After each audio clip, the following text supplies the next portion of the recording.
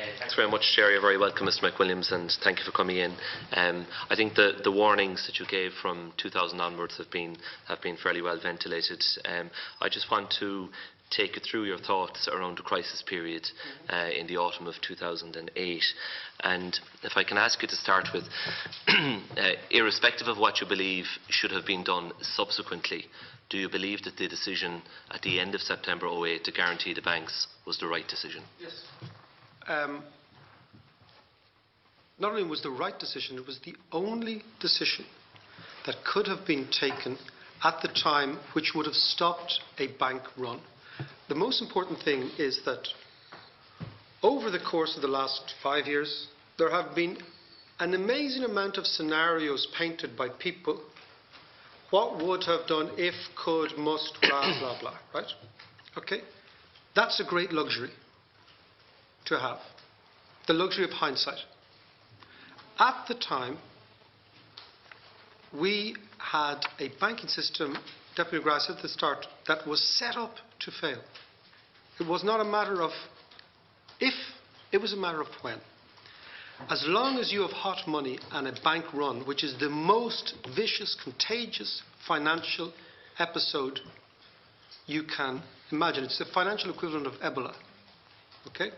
You need to come in with all interventions possible. Because what you need to do is you need to, in the minds of people, reduce the risk that tomorrow when I go into the bank, my money won't be there. That is crucial. So much of this testimony has been about how, in God's name, do we let it get to that situation. Okay. Yeah. What we did, and we've done that. Once you're in that situation, you have to say, do I know the facts? No. Can I take the risk that not knowing the facts imperils the banking system? Absolutely no way. Okay. So you have to, but the key, and I come back to this, as I wrote, and it's in black and white in all my writings, this needs to be temporary to allow us the time to get into the banks to see what's really the situation. But you did say 2 years on the 21st of September. I said let's be clear. I said, let's say 2 years. Okay. And let's say, as you and I know, is hardly a scientific question. Absolutely. And I said to the Minister, it has to be sufficiently long to assuage the fears of Irish depositors, but sufficiently short not to encompass everything.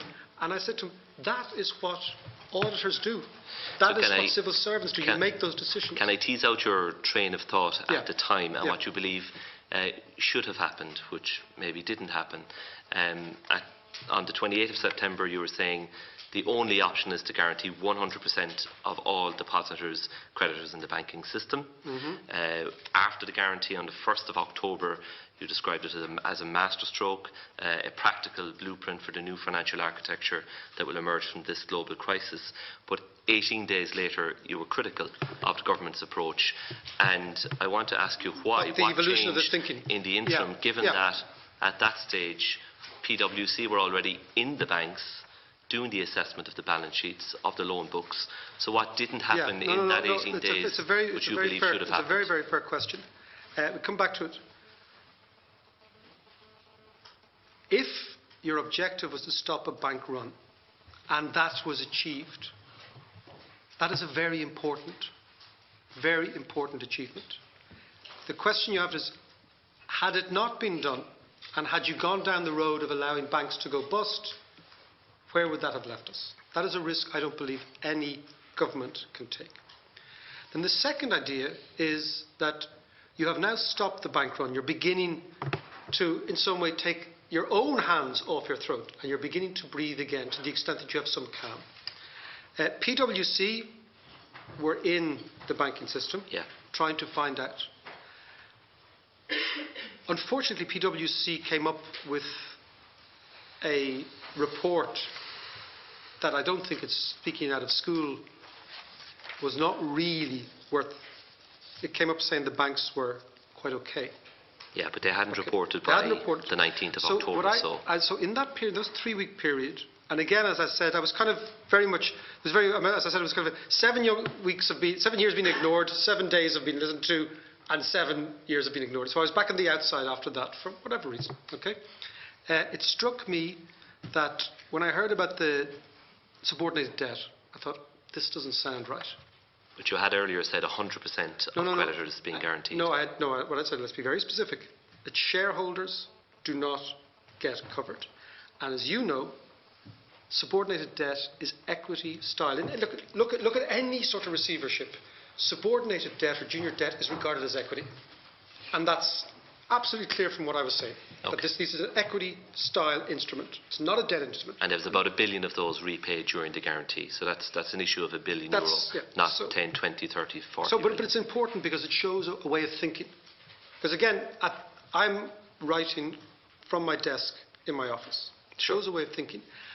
And Deputy McGrath, it struck me that we were moving towards using the guarantee not as an emergency measure, but as a full payment mechanism in the event of bankruptcies. But which I had said, if you just come back, practical terms, what did you expect to happen over those 2 or 3 weeks which didn't happen? What I expected was the government to make the guarantee more conditional.